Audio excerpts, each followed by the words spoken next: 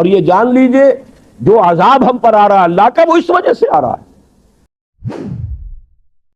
5 وقتہ نمازی زیادہ بڑا مجرم ہے اس وقت، اس لیے کہ وہ 23-24 مرتبہ 25 مرتبہ 27 مرتبہ دہراتا ہے ایاک نعبد و ایاک نستعین، اور پھر باہر نکل کر جو کام کرتا ہے وہ اس کے خلاف۔ یہ ہے اصل میں سبب، اور یہ جان لیجئے جو عذاب ہم پر آ رہا ہے اللہ کا وہ اس وجہ سے آ رہا ہے۔ ہمارا کام تو یہ تھا کہ ہم دین کے علمبردار ہیں، دین کا ایک نظام دنیا کے سامنے پیش کریں۔ ابھی بڑا اچھا لفظ استعمال کیا ہے توکل صاحب نے، ماڈل دو نا۔ ایک انفرادی ماڈل ہوتا ہے، حضور صلی اللہ علیہ وسلم اپنی ذات میں ماڈل تھے، لقد کان لکم فی رسول اللہ اسوۃ حسنہ، لیکن حضور نے صرف ذاتی اور انفرادی ماڈل نہیں دیا، ایک اجتماعی ماڈل فراہم کر دیا، نظام قائم کر کے دکھا دیا۔ یہ ہے اللہ کا دین، یہ ہے اس کا سیاسی ڈھانچہ، یہ ہے اس کا معاشی ڈھانچہ، یہ ہے اس کی معاشرت، یہ ہے اس کی فیملی لاز، یہ ہے اس کے اندر تمام قوانین فوجداری اور دیوانی، یہ ہے یہاں پر قانون شہادت، یہ ہے سارا نظام۔ دیکھ لو، ٹھوک بجا کر دیکھ لو، یہ نظام ہے۔ جب تک وہ ماڈل مسلمان قائم نہیں کریں گے یہی عذاب کے کوڑے برستے رہیں گے، سخت سے سخت تر عذاب آئے گا۔ ہمارا حال کیا ہے؟ جیسے ہمارے عام لوگوں کا حال ہے، پھوڑے پھنسیاں نکل رہی ہیں، یہاں پھوڑا نکلا، یہاں کوئی پھایا رکھ دیا، یہاں کوئی ٹریٹمنٹ کر لیا، وہی پھوڑا یہاں نکل آیا، اب یہاں کر رہے ہیں۔ اصل علاج کیا ہوتا ہے کہ اس کی اصل تشخیص کرو۔ فساد خون جو ہے جب تک یہ رفع نہیں ہوگا تو پھوڑے تو نکلتے رہیں گے۔ ایک جگہ کی پھنسی ٹھیک ہوگی دوسری جگہ نکل آئے گی، ایک جگہ کا پھوڑا جو ہے ٹھیک کرو گے دوسری جگہ نکل آئے گا۔ فساد خون، اس لیے کہ ساری خرابی خون میں۔ اسی طریقے سے جان لیجئے بوسنیا میں ہو رہا ہے، چندے کر لو پیسے بھیج دو، فلاں جگہ کچھ ہو گیا چندے کر لو پیسے بھیج دو۔ بہرحال یہ بھی کرنے کے کام ہے، کوئی برے کام نہیں ہے، لیکن یہ علاج نہیں ہے، یہ تو پھوڑے پھنسیوں والا معاملہ ہے۔ چندے کتنے کچھ وہاں پہنچتے ہیں یہ بھی اللہ ہی کو پتا ہے، کتنے لوگ درمیان میں کھا جاتے ہیں۔ یہاں تو خیر پھر بھی پاکستان میں غنیمت ہے کہ ان کی اپنی ایمبیسی ہے اور ان کا اپنا نظام ہے، ورنہ یہ کہ جو کچھ اس ملک میں ہوتا ہے وہ اکثر لوگوں کے علم میں ہے، مجھے کچھ کہنے کی ضرورت نہیں۔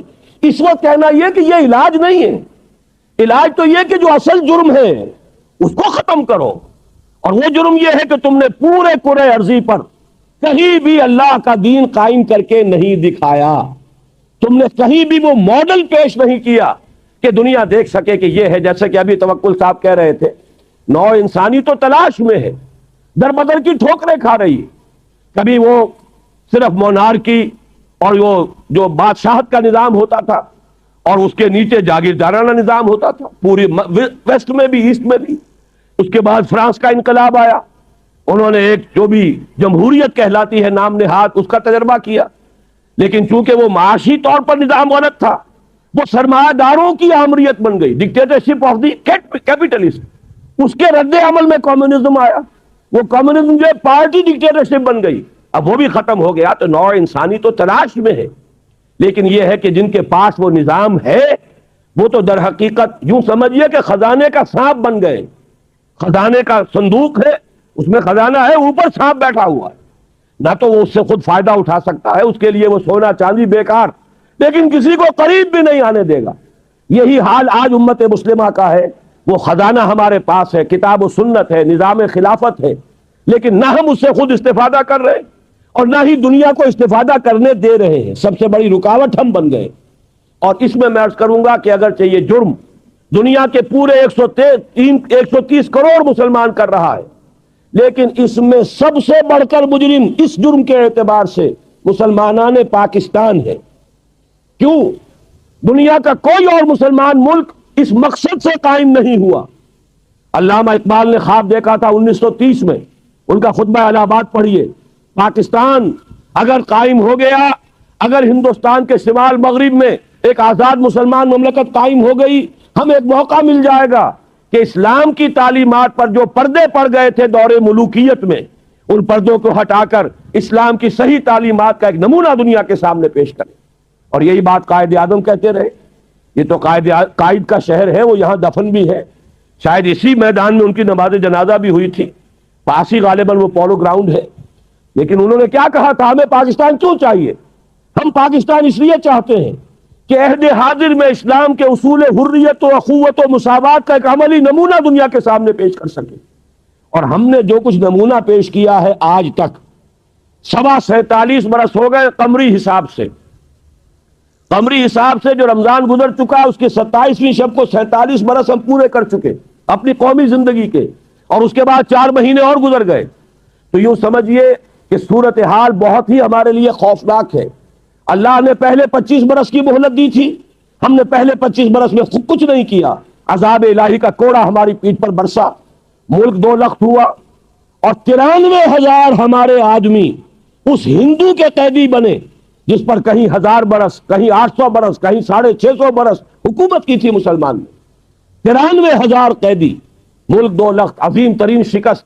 اور یہ پاکستان بھی بچا تھا جس کو کہتے ہوئے گئی ہے دنیا سے اندرا گاندھی, وہ جو پرو پاکستان ٹلٹ تھا نکسن ایڈمنسٹریشن کا, وہ پرو پاکستان ٹلٹ کا مرثیہ کہتے ہوئے گئی ہے. اگر نکسن کا براہ راست ہاٹ لائن پر کوسی جن کو یہ یوں نہ کہ سمجھیے کہ الٹیمیٹم نہ ہوتا کہ ویسٹ پاکستان سے ہینڈز آف ویسٹ پاکستان, اور پھر اس کا حکم نہ ہوتا اندرا گاندھی کو, تو یہ یونیلیٹرل سیز فائر نہ ہوتا تو یہ بھی گیا تھا. آپ کی کماڑی پر آ کر تو آپ کے جہاز مار گئے تھے, ایئر فورس ہماری بالکل مفلوج ہو چکی تھی, ہمارے گراؤنڈ ڈیفنسز 2 جگہ سے ٹوٹ چکے تھے, پنجاب میں شکر گڑھ کے علاقے میں اور یہاں راجستھان کے علاقے میں. تھا کیا ہمارے پاس؟ مورال ہمارا پاتال میں آ گیا تھا, بھارت کا مورال آسمان پر تھا, جبکہ اس نے پاکستان کو 2 لخت کرا دیا. تو میں یہ سمجھتا ہوں کہ اب اگلے 25 برس جو ہے پورے ہونے والے ہیں. 2 برس 8 مہینے کی مہلت ہے. اگلا 25 برس کے بعد کون سا عذاب ہم پر آئے گا میں نہیں کہہ سکتا. ابھی پرسوں جو میرا مضمون چھپے گا پڑھ لیجئے گا اس کو, اگرچہ پچھلے جمعے میں بھی آ چکا ہے. اس کی دوسری قسط یہ ہے کہ میں نے اس میں نقشہ کھینچ دیا ہے کہ اس کا عین امکان موجود ہے کہ پاکستان کا نام و نشان مٹ جائے اس روئے ارضی سے. اس صدی میں آپ کو معلوم ہے سوویت یونین کا نام و نشان نقشے سے ختم ہو چکا. یہ تو چونکہ ابھی ریسنٹ بات ہے, سب کو یاد ہے. اس صدی میں پہلے گریٹ اوٹومان امپائر, عظیم سلطنت عثمانیہ, وہ سوویت یونین سے بھی بڑی تھی. سوویت یونین کا تو رقبہ بڑا ہے, اس کی نہ اتنی آبادی ہے نہ اس کا علاقہ جو ہے زرخیز جتنا, وہ تو ٹینڈرا کے میدان جو ہے ان کی وجہ سے آپ کو رقبہ نظر آتا ہے. گریٹ اوٹومان امپائر, یہ پورا ابھی جو یوگوسلاویہ کہہ رہے تھے, یوگوسلاویہ کیا, پورا ایسٹ یورپ جو ہے یہ ان کے زیر نگین تھا, اور پورا شمالی افریقہ, پورا ویسٹ ایشیا, 3 بر اعظموں پر پھیلی ہوئی ایک عظیم مملکت, اور نام و نشان ختم ہو گیا. ترکی نام کا چھوٹا سا ملک رہ گیا. اسی طریقے سے یہ بالکل ہو جانے والی بات ہے, نہ سمجھیے گا جو ہسپانیہ میں ہوا تھا اور جو اب بوسنیا میں ہو رہا ہے وہ یہاں نہیں ہو سکتا. اس لیے کہ بھارت کے ہندو کا یہ ڈکلیئرڈ آبجیکٹو ہے کہ اس زمین کو پاک کرنا ہے. یہ نجس ہے, یہ ملچ ہے مسلمان, اور ان کو یہاں سے ختم کر کے دم لینا ہے.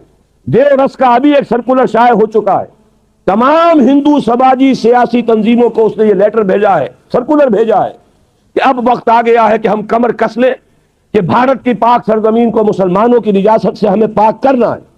اور میں آپ کو یقین دلاتا ہوں کچھ تھوڑا سا رد عمل پاکستان اور بنگلہ دیش میں تو ہوگا, باقی پوری مسلم ورلڈ میں کوئی رد عمل نہیں ہوگا. میں گارنٹی, آئی اسٹینڈ گارنٹی, کہیں سے کوئی رد عمل نہیں ہوگا. اس لیے کہ ایودھیا کی مسجد پہ انہوں نے دیکھ لیا, ہم نے بھی جو رد عمل کیا ہے وہ کوئی صحیح رد عمل تو نہیں تھا. ہم نے مندر گرا دیے, کیا حاصل ہوا؟ بدنامی دنیا میں مول لے لی, دینی اعتبار سے بھی غلط اور دنیاوی اعتبار سے بھی غلط. فائدہ کچھ نہیں, نقصان ہی نقصان. لیکن یہ کہ بنگلہ دیش میں ہو گیا, پاکستان میں ہو گیا, باقی پوری دنیا میں کسی نے یہ بھی نہیں کہا کہ یہ دوبارہ مسجد بن جانی چاہیے, ورنہ ہم اپنے تجارتی تعلقات ختم کر لیں گے. سفارتی تو بہت دور کی بات ہے, کوئی الٹیمیٹم وار تو بہت دور کی بات ہے, تجارتی تعلقات ختم کرنے کی بھی کسی ایک مسلمان ملک میں دھمکی نہیں دی. تو انہوں نے نبض دیکھ لی ہے کہ غیرت نام تھا جس کا گئی تیمور کے گھر سے, اور اگر بھارت میں یہ کچھ ہو گیا تو آپ یہ جان لیجئے بھارت کے جو عزائم ہیں, میں نے یہ چیزیں لکھی ہیں پچھلی جمعے کو چھپ چکی ہیں, بھارت کے عزائم صرف بھارت تک نہیں ہیں. پراچین بھارت جس کے احیاء کا وہ خواب دیکھ رہے ہیں, اس میں افغانستان سے لے کر انڈونیشیا تک یہ تو ان کا ٹیریٹوریل کلیم ہے. جیسے گریٹر اسرائیل کا کلیم آپ کو معلوم ہے, پورا عراق, پورا شام, ترکی کا خاصا بڑا چنک, سعودی عرب کا شمالی حصہ مدینے سمیت, اور مصر کا بہت بڑا حصہ, اس کا سارا فرٹائل ایریا, ڈیلٹا کا جو ایریا ہے دریائے نیل کا پورا جشن کا علاقہ, جہاں پہ کہ حضرت یوسف علیہ السلام کے زمانے میں یہودی جا کر آباد ہوئے تھے، یہ پورا ان کا گریٹر اسرائیل ہے۔ اور جو گریٹر انڈیا ہے، مہابھارت افغانستان سمیت، افغانستان سے شروع ہو کر اور انڈونیشیا، یہ تو انڈیا اس کے نام کا جز ہے۔ اس اعتبار سے یہ تو ٹیریٹوریل ایسپیریشنز ہیں۔ جہاں تک ان کا تجارتی اور معاشی دباؤ ہے، وہ ایران اور عرب کو بھی اپنا حصہ سمجھتے ہیں، زون آف انفلوئنس سمجھتے ہیں۔ اور یہ زون آف انفلوئنس اب تقسیم ہوگا اسرائیل میں اور بھارت کے درمیان۔ ان کا گٹھ جوڑ جس تیزی سے بڑھ رہا ہے وہ آپ کے علم میں ہے۔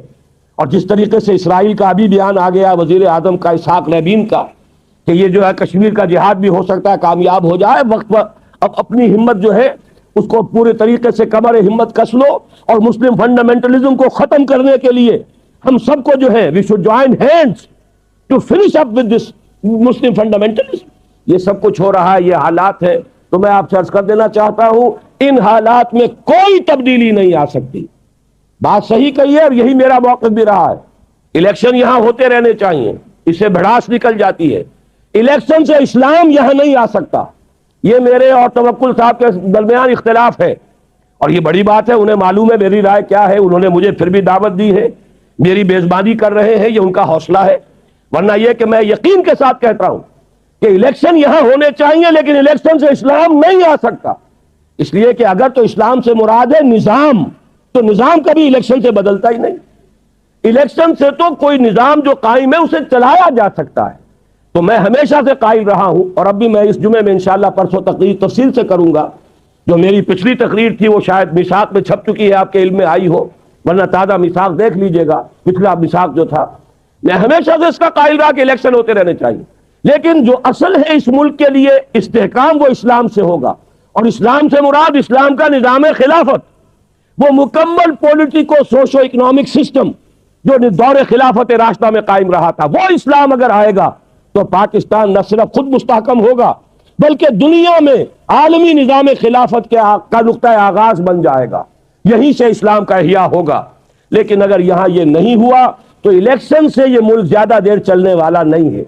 میں الیکشن کو کہا کرتا ہوں کہ جیسے کسی کو 106 بخار ہو جائے تو ظاہر بات ہے اب ڈائیگنوسس پر وقت ضائع نہیں کیا جاتا، بھائی کوئی دوا دو، اس کو کوئی پٹیاں لگاؤ، کوئی برف کا پانی دو، کچھ اور کرو، اس کا بخار کم کرو۔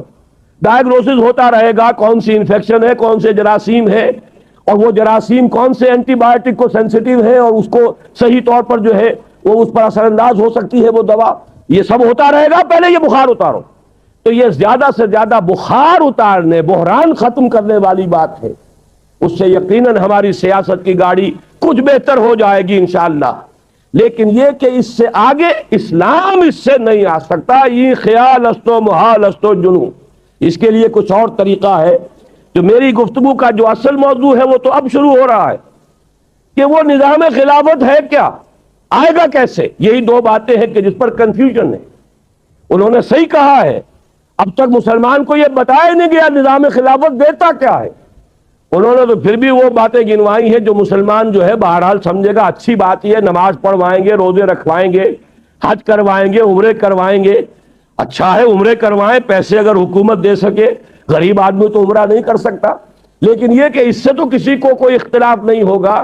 اصل میں تو تصور یہ دے رکھا ہے کہ جیسے ہی اسلام آیا ہاتھ کٹیں گے اور کوڑے لگیں گے، ٹکٹکیاں بنی ہوں گی، ان پر کھینچے جاؤ گے۔ یہ ہے اصل میں جو تصور دے رکھا ہے اسلامی نظام کا۔ تو ہمیں سمجھانا یہ ہے لوگوں کو، پبلک کو، جیسے وہ کہہ رہے تھے، بتایا جائے کہ وہ نظام ہے کیا۔ اس سے بڑا ویلفیئر کا نظام کوئی ہے ہی نہیں اس دنیا کے اندر۔ لیکن یہ کہ میں بلکہ اب یاد آ گیا تو عرض کر دوں، راجیو گاندھی کی یہ شہادت تاریخ پر امٹ رہے گی۔ آپ کو معلوم ہے کہ مسلم پرسنل لا پر ہندوستان میں کتنا کچھ شور مچا، اور ہندوؤں کی کوشش یہی تھی کہ پرسنل لا جو ہے سول کوڈ ایک ہو جائے ہندوؤں کا اور مسلمانوں کا، تاکہ گھر کی چار دیواری کے اندر بھی اسلام ختم ہو جائے۔ جب سول کوڈ کامن ہو جائے گا، آئلی قوانین ایک ہوں گے، تو یہ گھر کی چار دیواری بھی جو ہے اس کو اسلام کا کے لیے حفاظت کا ذریعہ نہیں بن سکے گی۔ مسلمانوں نے عظیم اس کے اوپر تحریک چلائی، نتیجہ یہ ہوا سینکڑوں مسلمانوں نے جانیں دے دی۔ اس کے نتیجے میں راجیو گاندھی کو ایک قانون منظور کرانا پڑا کہ ہندوستان کی کوئی عدالت مسلمانوں کے پرسنل لا میں دخل نہیں دے سکتی، اور جس وقت یہ قانون اس نے پاس کرایا ہے، لوک سبھا کی اس کی تقریر ہے، یہاں بھی آپ کو مل جائے گی۔ مولانا سید ابو الحسن الندوی مدۃ ظلہ کی کتاب ہے یادوں کی چراغ، غالباً اس کا نام ہے۔ وہ کتاب جو ہے وہ کئی جلدیں ہیں، اس کی جو لیٹسٹ جلد چھپی ہے اس کے اندر وہ تقریر کی پورا اس کا حوالہ موجود ہے۔ اور یہیں پر ایک ادارہ نشریات اسلام موجود ہے کراچی میں، جو ان کی کتابیں شائع کرتا ہے۔ اس لیے میں چاہتا ہوں کہ جن کو دلچسپی ہو وہ لے اور پڑھیں۔ اور کہا راجیو گاندھی نے کہ میں نے تو مطالعہ نہیں کیا تھا اس سے پہلے اسلام کا، اب میں نے مطالعہ کیا ہے مسلم پرسنل لاء کا، میں ڈنکے کی چوٹ کہتا ہوں کہ جو حقوق عورتوں کو اسلام نے دیے ہیں دنیا میں کسی اور مذہب نے دیے نہ کسی اور تہذیب نے دیے۔ یہ قول ہے اس کا کہ جو اس نے کہا ہے کہ اور وہ یہ تاریخ کا حصہ بن گیا۔ تو واقعہ یہ ہے کہ نظام ویلفیئر نظام، وہ ویلفیئر آخرت کی تو ہے ہی، دنیا کے بھی ویلفیئر وہ گارنٹی کرتا ہے، وہ اسلام کا نظام خلافت